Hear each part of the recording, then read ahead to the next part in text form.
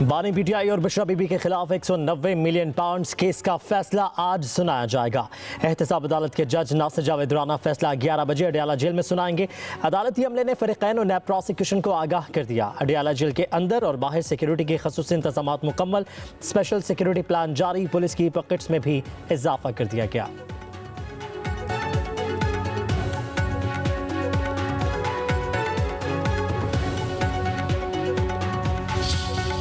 साथ मुलाकात हुई, अगरचा कंट्रोल्ड माहौल के अंदर ही थी। खान साहब ने दोबारा ये बात कही कि 9 मई और 26 नवंबर एक ऐसा गैर जानिबदार कमीशन तश्कील दिया जाए जो जिम्मेदारान का तयन कर सके। हम किसी भी गैर जानिबदार जज की बात कर रहे हैं जो इसको लीड करे कमीशन को और हकायक तक पहुंचा जाए। हम तीसरे राउंड मुज़ाकरात के लिए तैयार हैं। अगर जुडिशल कमीशन नहीं बनता तो फिर मुज़ाकरात का सिलसिला आगे नहीं चल सकेगा। पीटीआई हुकूमत के साथ मुज़ाकरात के तीसरे राउंड के लिए तैयार है। अगले मरहले को जुडिशल कमीशन के क़याम से मशरूत कर दिया। पीटीआई मुज़ाकराती कमेटी की अडियाला जेल में बानी से मुलाकात। मीडिया से गुफ्तगू करते हुए हामिद रज़ा ने कहा कि 31 जनवरी तक जुडिशल कमीशन न बना तो मुज़ाकरात आगे नहीं बढ़ेंगे। बानी की रिहाई के लिए कोई एनआरओ या एग्जीक्यूटिव ऑर्डर नहीं चाहते। हम चाहते हैं बानी पीटीआई अदालतों से सुरखरू होकर निकलें। कहा है एक फैसला रहा है, हम समझते हैं ये फैसला पाकिस्तान की बदनामी का बायस बनेगा। 190 मिलियन पाउंड केस के फैसले से हमारे रवैये में तलखी आ सकती है। कहा कि हुकूमत को तहरीरी तौर पर मुतालिबात पेश करेंगे। हुकूमत के पास फैसला साजी का इख्तियार है तो हमारे मुतालिबात माने जाएं। बानी ने कहा फैसला आने के बावजूद मुज़ाकरात जारी रहेंगे।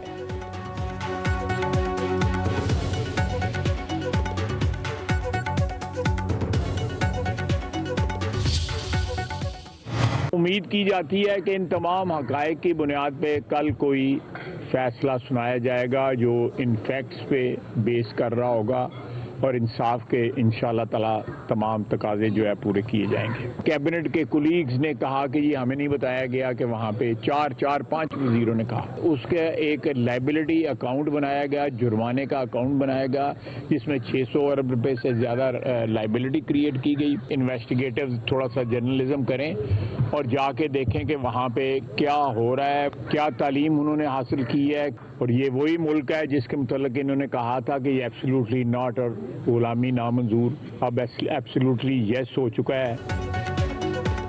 उम्मीद है 190 मिलियन पाउंड का फैसला हक़ाइक़ की बुनियाद पर सुनाया जाएगा। यह हुकूमत और अवाम का पैसा था। बंद लिफाफे में काबीना से मंजूरी लेकर पैसे खजाने के बजाय कारोबारी शख्सियत के अकाउंट में जमा करवाए गए।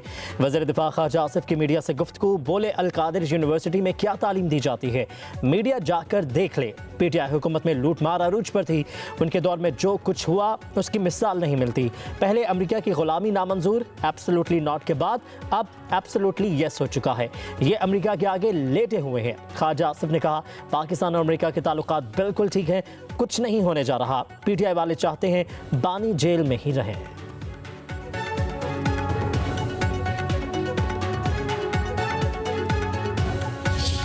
हम चाहते हैं कि पाकिस्तान में इंडिपेंडेंट जुडिशरी हो जो बगैर किसी प्रेशर के फैसले करे। कि ये फैसले बड़े अहम है, तारीख लिखी जा रही है। इतना बड़ा अवामी मैंडेट लेने के बाद अवाम की ताकत के ऊपर हम इस अदालती निज़ाम से इंसाफ लेंगे। कई लोगों की दुकानदारी इसी बात में चलती है कि लोग आपस में लड़ते रहें। पाकिस्तान तहरीक इंसाफ के सेक्रेटरी इत्तलात शेख वकास अकरम कहते हैं अल-कादिर ट्रस्ट का फैसला बार बार ताखीर का शिकार क्यों किया जा रहा है। 190 मिलियन का टैग लगाकर ट्रस्टी को बदनाम करके सजा देने की बातें हो रही हैं। पेशावर में मीडिया से गुफ्तगू करते हुए शेख वकास अकरम ने कहा यह नैब का केस इस सूरत में बनता है कि पैसा हुकूमत का हो या ज़ाती फ़ायदा उठाया गया हो। पैसा सुप्रीम कोर्ट और अब हुकूमत के अकाउंट्स में आ चुका है। नैब तरामी में काबीना के फैसलों को इस्तिस्ना हासिल है।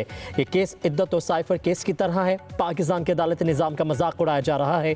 बानी चेयरमैन से बात मनवाना खाम ख्याली है।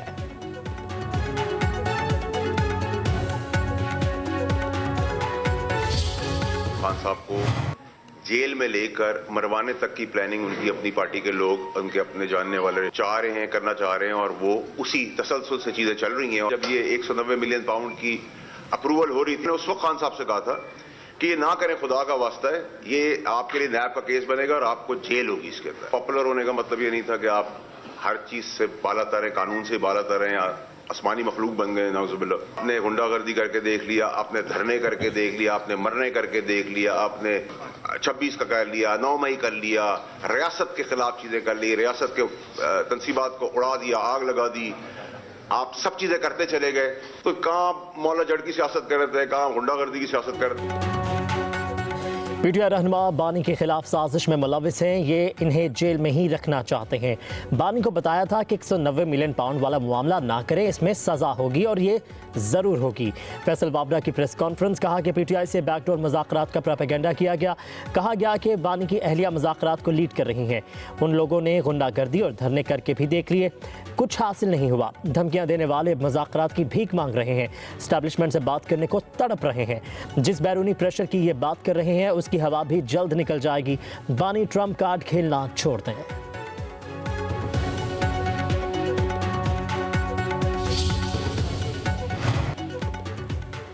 मरियम नवाज अडियाला जेल के कैदी और उसके चमचों के आसाब पर सवार हैं। वज़ीर इत्तलात पंजाब अस्मा बुखारी कहती हैं मरियम नवाज आज तारीख के भारी मैंडेट से वज़ीर आला बनकर पंजाब की खिदमत कर रही हैं। अस्मा बुखारी ने कहा लीडर जेल में बैठा इंतशार फैलाने की प्लानिंग करता है, चेले बाहर मगरमच्छ के आंसू बहाते हैं। कल तक जो सबको कहता था छोड़ूंगा नहीं, आज वो सबके पाँव पकड़ रहा है। जब से इसका मुंह बंद है मुल्क का हर शोबा तरक्की की तरफ बढ़ रहा है।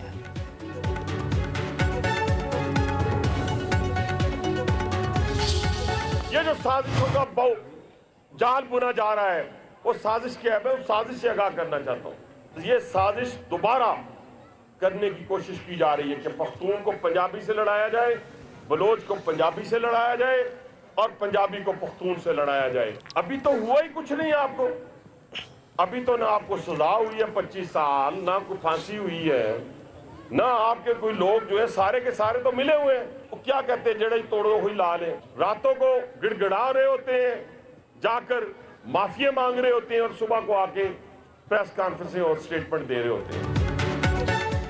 दुश्मन की साजिश कामयाब नहीं होने देंगे। एक शख्स रो रहा है कि उसे खाना ठीक नहीं मिल रहा।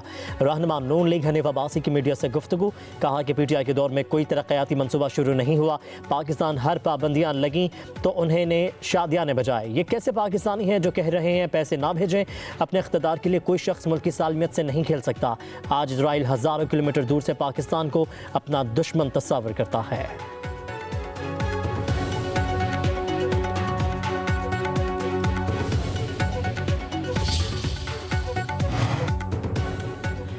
मुस्लिम हुक्मरानों से इस्लाम का तकाजा करना सबसे मुश्किल काम है। रोज़ाना सियासतदानों से पाला पड़ता है, उनसे कुछ भी मनवाना मुश्किल नहीं है। मौलाना फजलुर रहमान का मुल्तान में खिताब, कहा कि मुल्क की सियासत अमली तौर पर इस्लामी असूलों पर नहीं तो क्या जिद्दोजहद छोड़ दे।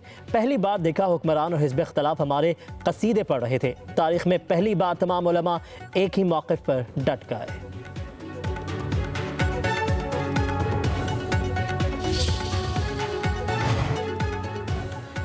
आइन और कानून के बगैर मुल्क तरक्की नहीं कर सकता। जहाँ इलेक्शन चोरी होगा वहाँ सियासी और मुआशी इस्तेहकाम नहीं आएगा। सरबरा अवाम पाकिस्तान पार्टी शाहिद खाकान अब्बासी कहते हैं मुख्तलिफ जमातों ने सूबों पर कई दहाई हुकूमतें की लेकिन सेहत और तालीम समेत अहम मसाइल हल नहीं किए। नाकामियों की लंबी दास्तान है। 2018 में पीटीआई अपनी ताकत से नहीं जीती, ये हकीकत मानना होगी। इल्ज़ामात का खेल ख़त्म करना होगा। आइन अच्छा हो या उसको फॉलो करना चाहिए। इकॉनमी ठीक होगी तो मुल्क भी ठीक हो जाएगा।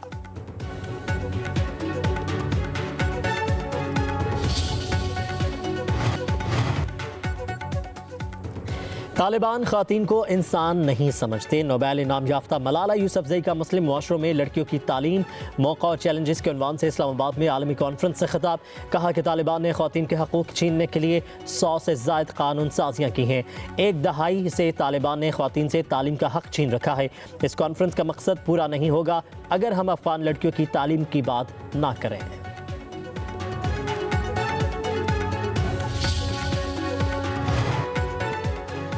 वज़ीर आला पंजाब ने अपनी छत अपना घर प्रोग्राम के लिए 62 अरब रुपए की मंजूरी दे दी। ख़ुसूसी इजलास की सदारत करते हुए मरीम नवाज ने कहा, चाहती हूँ कि हर बेघर के पास अपनी छत हो। वज़ीर आला पंजाब ने मई तक 40,000 अफराद को कर्ज देने का हदफ मुकर्रर कर दिया। तलबा के लिए उम्मीद नौ प्रोग्राम का आज से आगाज़। पहले मरहले में नारोवाल के मुस्तहिक तलबा में स्वेटर्स, जूते और जराबें तकसीम की जाएंगी। लाहौर, लिया और राजनपुर के स्कूलों में मुफ्त यूनिफॉर्म तकसीम होगा। मनसूबे का दायरा कार दीगर अजला तक बढ़ाया जाएगा।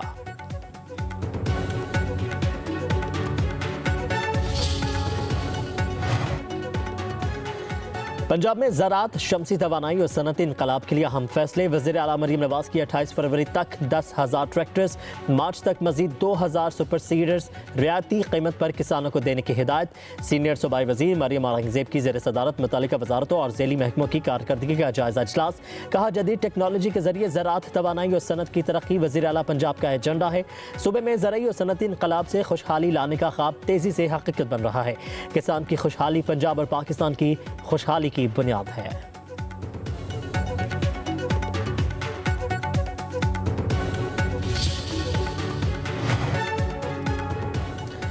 खैबर पख्तूनख्वा हुकूमत का खानदान के सरबराह के इंतकाल पर वरसा की माली मदद का ऐलान। वज़ीर आला अली अमीन गंडापुर का कहना है खैबर पख्तूनख्वा हकीकी मानों में रियासत मदीना बन रहा है।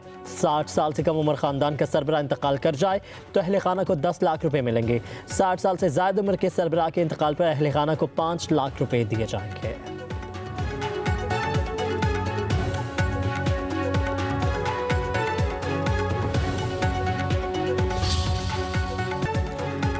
मुल्क में शदीद सर्दी की लहर बरकरार। बेशतर इलाकों में बादल बरसे। बालाकोट में बादल छा गए। चित्राल, बालाई सवात, कोहिस्तान में बारिश और बर्फबारी का इम्कान।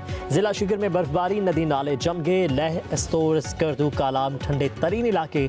दर्जा हरारत मनफी में रिकॉर्ड।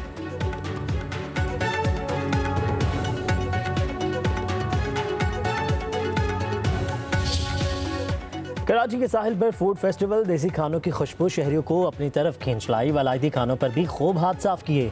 3 रोज़ा फेस्टिवल में बच्चे, बड़े, जवान सब सर्द मौसम में लुत्फानंदोज हुए।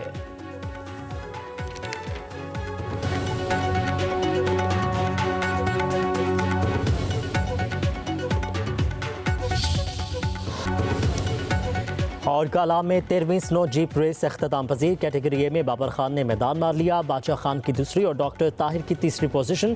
ख्वातीन कैटेगरी में विशाल पहले नंबर पर रहीं। रेस Khyber Pakhtunkhwa culture and tourism authority, upper सवार डेवलपमेंट अथॉरिटी और पाक आर्मी के तावन से मुनक़्क़िद की गई। स्नो जीप रेस देखने के लिए सयाहों की बड़ी तादाद ने कालाम का रुख कर लिया।